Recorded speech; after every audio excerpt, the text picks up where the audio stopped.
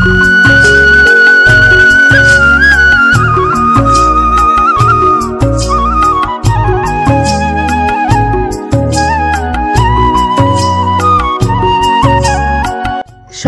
ছাদে উঠেই দেখি পাশের বাড়ির সবাই বড়ি বসাচ্ছে। তো সেইটার একটু ভিডিও করে নিলাম। তার কারণ প্রত্যেক বছর আমাদের বাড়িতেও আমার শাশুড়ি মা অনেক বড়ি বসান, কিন্তু এবছর যেহেতু আমাদের কালী উৎসব চলছে তার জন্য কিন্তু আমাদের বাড়িতে এবছর আর বড়ি বসানো হয়নি। আর আমাদের বাড়িতে বড়িটা সবাই খুবই পছন্দ করে। আর আমাদের গ্রামে একটা আর কি নিয়ম আছে যে শীতকাল আসলে সবাই কিন্তু বড়ি বসায় আর সেটাকেই কিন্তু সারা বছর খায়। যেহেতু আমাদের বাড়িতে এবার বড়ি বসানো হয়নি, তো অন্বেষার তো ভীষণই কষ্ট। ও ওই পাশের বাড়ির বড়ি দেখে আর প্রত্যেক দিন বলে, ইস মা, এই বড়িগুলো যদি আমাদের হতো। তবে যাই হোক, কিছু করার নেই, সামনের বছর আবার দেওয়া হবে। তো ছাদে উঠে এই জন্য ওদের বড়ি বসানোর একটু ভিডিও করে নিলাম। সকালবেলা অনেক ধরনের সবজি এনেছিলাম, তার সঙ্গে ছোট্ট একটা লাউ এনেছিলাম ডাল খাবো বলে, কিন্তু লাউটা না খুবই পচা বেরিয়েছে। তো এই লাউটা আমি আবার কি করলাম, সবজিওয়ালা দাদাকে ফেরত দিয়ে আবারও একটা লাউ নিয়ে আসলাম, সেটাই কিন্তু ডালে দিয়ে দিলাম। আর এদিকে সকাল সকাল ভাতটাও বসিয়ে দিয়েছি, যেহেতু আমাদের আজকে নিরামিষ, কালকে ভৌম একাদশী। তো সেই জন্য অনেক ধরনের সবজি আনা হয়েছে, মটরশুঁটি, পুঁই শাক, মিষ্টি কুমড়ো, ধনেপাতা, ফুলকপি, অনেক ধরনের সবজি এনেছি। সবজিগুলো সব রান্না হবে। আর বললাম তো আমাদের নিরামিষ আজকে। তো কালকেই তো ধোয়া মাজা ঘষা সব করে রেখেছিলাম, তো আজকে সকালে উঠে আর সেটা করতে হয়নি। কালকে যেহেতু করে রেখেছিলাম, আর রাত্রেবেলা আমরা কোনোই আমিষ খাইনি, নিরামিষই খেয়েছিলাম। তো সেই জন্য কিন্তু আমাদের এই ধোয়া মোছার ঝামেলাটা আজকে একদমই ছিল না। তো এখন দেখো এই পাঁচমিশালি সবজিগুলোকে কেটে নিচ্ছি, আর এটা দিয়ে কিন্তু রান্না হবে আমার আজকের ওই নিরামিষ ঘ্যাট আর কিন্তু ওই লাউ দিয়ে কলার ডাল। আজকে কিন্তু এই আমাদের সকালকার মেনু। আর আজকে জানো তো, কালকে যেমন সারাদিন কারেন্ট ছিল না, আজকেও না সকাল থেকে খুব কারেন্ট জ্বালাচ্ছে। এই জন্য তোমাদের সাথে না ব্লগটাও ঠিকঠাক করে ক্যাপচারও করতে পারছি না। যেহেতু আমাদের বাড়িতে ইনভার্টার নেই, তো যতটা পারলাম যেভাবে পারলাম ক্যাপচার করার চেষ্টা করলাম। রান্না করতে গিয়েও যে কতবার কারেন্ট গেল সেটা আর মানে বলার উপায় নেই, শুধুমাত্র যাচ্ছে আর আসছে, যাচ্ছে আর আসছে। তো এদিকে আমার ভাতটাও হয়ে গেছে, ভাতটা এখন নামিয়ে নেব। আর ডালটাও না সিদ্ধ হয়ে গেছে। আর ডালটা যতক্ষণে প্রেশার কুকারটা আর কি ঢাকনাটা ঠিকঠাক করে খুলছে, ততক্ষণে দেখো এই সাইডে কিন্তু আমি ওই পাঁচমিশালি সবজিটাও বসিয়ে দিলাম।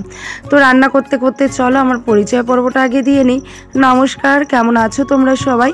আশা করবো ভোলে বাবার কৃপায়, ভগবানের কৃপায় তোমরা অনেক ভালো আছো, অনেক সুস্থ আছো। আর তোমাদের ভালোবাসায় আমিও না বেশ ভালো আছি। তো কাছে এবং দূরে, দেশ এবং বিদেশে যে যেখান থেকে আমার ব্লগটা দেখছো না কেন, আশা রাখবো অনেক ভালো লাগবে আর সম্পূর্ণ ব্লগটাও তোমরা দেখবে। আর কার কেমন লাগলো কমেন্ট করে আমাকে একটু জানাবে। নদিয়া জেলার রানাঘাট থেকে আমি দীপিকা রইল আমার নতুন আরও একটি ব্লগে তোমাদের অনেক ওয়েলকাম। তো দেখো ডালটাও হয়ে গেছে, ফোড়ন দিয়ে নিলাম। আর এদিকে পাঁচমিশালি সবজিটাও কিন্তু ওই লবণ দিয়ে দিয়েছিলাম, একটু কমে গেছিলো, এখন একটু জিরে গুঁড়ো আর হলুদ দিয়ে দিলাম। আর একটুখানি হয়ে গেলেই নামিয়ে নেব। আর এই পাঁচমিশালি সবজিটা বসাতে গিয়েই আমার কিন্তু কারেন্ট আবারও চলে গিয়েছিল, তো তারপর আর তোমাদের সাথে শেয়ার করা হয়নি। আর এখন দেখো বাবুকে একটু ভাত খাইয়ে দেব, যেহেতু আজকে নিরামিষ। বাবুর তো একদমই মানে চলে না, অন্বেষাকে তো এমনিতেই ভাত খাইয়ে দিতে হয়, আর আজকে তো নিরামিষ, আজকে তো আরোই দিতে হবে। আর বাবুর মাছ ভাত হলে বা অন্যান্য কিছু হলেও কিচ্ছু বলতে হয় না, একার মতো একা নিয়ে খেয়ে নেয়। কিন্তু আজকে যেহেতু নিরামিষ, তার মধ্যে আবার কলাইয়ের ডাল একদমই পছন্দ করে না ওরা। তো আমিও আগে ভীষণই অপছন্দ করতাম, তবে শ্বশুরবাড়িতে এসে চাপে পড়ে সব কিছুই শিখে গেছি। এখন মোটামুটি সবই ভালো লাগে, মানে ভালো না লাগলেও মোটামুটি পেট ভরানোর জন্য এখন কিন্তু সবই খাই বা সব খেতেও হয়। যেমন আয়, যেমন ইনকাম, তেমনভাবে ব্যয় করতে হবে। তো এই কথাটা মাথায় রেখে কিন্তু সব কিছুই এখন খাই। তো যাই হোক, বাবুকে খাইয়ে দেওয়ার পরেও অনেকক্ষণ কারেন্ট ছিল না, তো কি করে আর ভিডিও করব, কারণ আমি তো ওই বন্দিতে মানে খাঁচায় বন্দি একটা পাখির মতো, খাঁচার থেকে তো কোথাও বেরোতেও পারি না।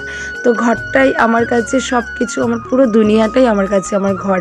তো যাই হোক, কারেন্ট না থাকলে তো আর সেখানে ভিডিও শ্যুট করা যায় না। তো অন্যান্য যা কাজকর্ম ছিল সেগুলো একটু করে নিয়েছিলাম। তারপরে দেখছি কারেন্টটা চলে আসলো, আমি ঝট করে ঘরটাকেও মুছে নিলাম। আর জানো তো এই ঘরটা মুছতে মুছতেও না দুবার করে কারেন্ট চলে গেছিলো। আর মানে গিয়ে আর বেশিক্ষণ থাকেনি, গেছে আর এসছে, মানে অন অফ যাকে বলা হয় তেমনটাই আর কি।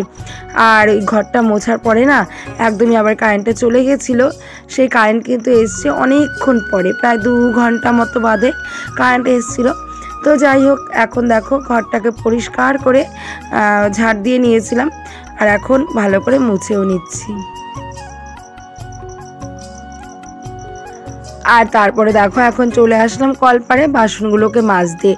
আর যেহেতু বেসিনে এখন আর আমি তেমনভাবে বাসন মাজি না, আমি হালকা পাতলা দুটো একটা যা বাসন হয় সেগুলোই মাজি। কারণ আমার মানে এই কয়েকদিনে এইটুকু ফিল হয়েছে যে বেসিনে এই কলপারে মাজার মতো কিন্তু বেসিনে অতটাও পরিষ্কার হয় না। আর এত বাসনপত্র তো ঠিকঠাক করে বেসিনে মাজাই যায় না। তো এই জন্য আমি কি করি, এখন ওই বাসনপত্র কিছু হলে মানে অল্প অল্প 2-1টা যেগুলো হয় সেগুলো বেসিনে মেজে নিই, আর বাদবাকিগুলো কিন্তু সব আমি কলপারে নিয়ে আসি। আর কলপারে আনলে কিন্তু এভাবে ডলে ডলেও বাসন মাজা যায়, আর বাসনগুলোও না বেশ কিন্তু পরিষ্কার হয়। তো এই জন্য কিন্তু আমি একবারে কলপারেও নিয়ে আসি, আর এতে আমার বেসিনটাও কম নোংরা হয়, মানে নোংরা হয় না বললেই চলে। আর রান্নাঘরের চাপটাও কিন্তু অনেকটাই কম থাকে, কারণ রান্নাঘরে যত বাসন মাজা যায় ততই কিন্তু রান্নাঘরটা নোংরা হয়। তো বাইরে যেহেতু এখন মাজছি, এখন কিন্তু অতটা আর নোংরা হয় না। দেখতে দেখতে সন্ধ্যা লেগে গেল, দেখো সন্ধ্যা দিয়ে দিলাম, তুলসী তলায় প্রদীপ দেখিয়ে এখন দেখো সব ঘরগুলোতে ধূপকাঠি আর ধূপ প্রদীপ আর কি দেখিয়ে নিচ্ছি। ছোবা পাওয়া যাচ্ছে না, এই জন্য ধূপ ধরাতে পারছি না, বেশ কয়েকদিন ধরে। ছোবা আসলে আবার ধূপ ধরাবো। সন্ধে দেওয়া, পুজো দেওয়া এগুলোকে অনেকেই মানে না, কুসংস্কার বলে মনে করে, তবে আমি কিন্তু এগুলোকে ভীষণভাবে মানি, কারণ ভগবানে আমি ভীষণই বিশ্বাসী। আমার এইটুকু মনে হয়, এই যে আমরা পৃথিবীতে এসেছি, এত সুন্দর সুন্দর পৃথিবীতে জিনিস দেখতে পাচ্ছি, বেঁচে আছি, খাচ্ছি, সবই কিন্তু ভগবানের দয়া।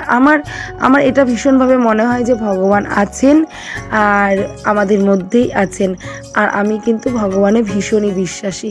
সন্ধে টন্ধে দিয়ে এখন দেখো আবারও মেশিন চালাচ্ছি। আসলে কর্মই হচ্ছে আসল ধর্ম, আর অভাবের সংসার, পরিশ্রম করতে একটুও ভয় পাই না। তাই সকাল থেকে রাত পর্যন্ত কিন্তু হাসি মুখে একভাবে পরিশ্রম করে যাই, শুধুমাত্র সংসারটাকে ভালো মতো চালানোর জন্য। এখন বাজে 8:30, আর দেখো আমি এখন কাপড় গিটাচ্ছি, মানে কাপড়ের যে আঁচল সেগুলো গিটাচ্ছি। ওই যে প্রথমেই বললাম অভাবের সংসার, আর টাকা পয়সা ছাড়া কিন্তু এই সংসারে মানে এই পৃথিবীতে কারোরই কোনো দাম নেই, এই দুনিয়াতে কারোরই কোনো দাম নেই। তাই আমাদের মতো ঘরে একটু পরিশ্রম না করলে কিন্তু একটু অর্থের মুখ আমরা দেখতে পারি না। তাই অভাবকে পিছনে ফেলে হাসি মুখে কিন্তু দিন রাত পরিশ্রম করে যাচ্ছি, শুধুমাত্র কিছু পয়সার জন্য, ইনকামের জন্য। কারণ পয়সা ছাড়া আজকালকার যুগে সত্যি কথা বলতে এখন তো জলটাও পাওয়া যায় না, জলটাও আমাদের এখন কিনে খেতে হয়। তাই সব কিছুর জন্যই কিন্তু পয়সার প্রয়োজন। তাই আমাদের পরিশ্রমকে পরিশ্রম মনে করলে চলবে না, কারণ অর্থ সবথেকে বড় সম্পদ।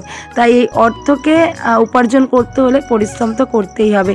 দেখো বন্ধুরা, এই দেখো এতক্ষণ আমি এই পমপমগুলো বানাচ্ছিলাম, যেগুলো আমাদের শাড়িতে প্রত্যেকের আঁচলে কিন্তু এরকম করে এক একটা করে পমপম থাকে। তো এই পমপমগুলো এতক্ষণ বানাচ্ছিলাম, আর এখন অনেকটাই রাত হয়ে গেছে। আর কালকে যেহেতু একাদশী, তোমার দাদাভাই দেখো চলে গেছিলো বাজারে, এখন বাজে প্রায় 10টা বাজতে গেল। আমি মাত্র আঁচল গিটিয়ে উঠলাম, তখনই দেখলাম তোমার দাদাভাই আসছে বাজার নিয়ে। তো আমি একটু ভিডিও করে নিলাম। দেখো কালকের জন্য কত ফল নিয়ে এসছে তোমার দাদাভাই। যেহেতু আমরা 3 জনে একাদশী করব, মানে আমি, আমার শাশুড়ি মা আর তোমার দাদাভাই মানে আমার হাজব্যান্ড, তো 3 জনের জন্য অনেক ফল নিয়ে এসছে। আর যেহেতু বাচ্চারাও আছে বাড়িতে, ওরাও একটু খাবে, তাই অনেক ফল নিয়ে এসেছিলো। আর দেখতেই তো পাচ্ছ কি কি ফল এনেছে। তো তোমার দাদাভাই ফলগুলো গোছাতে থাকুক, আর আমি রাতে রান্নাবান্নাটা কমপ্লিট করে নিই। তো চলো আজকের ব্লগটা এই পর্যন্তই রাখবো। ভালো লেগে থাকলে প্লিজ একটু লাইক করে দিও, কমেন্ট করে দিও, আর চ্যানেলটাকে সাবস্ক্রাইব করে ছোট্ট দিদিভাইয়ের পাশে থেকে যেতে পারো। রাতে রান্না করেছিলাম ফুলকপি আলুর ঝোল, আর করেছিলাম বেগুন ভাজা, আর গরম গরম ভাত। তো চলো আজকের মতো টাটা সবাইকে, গুড নাইট।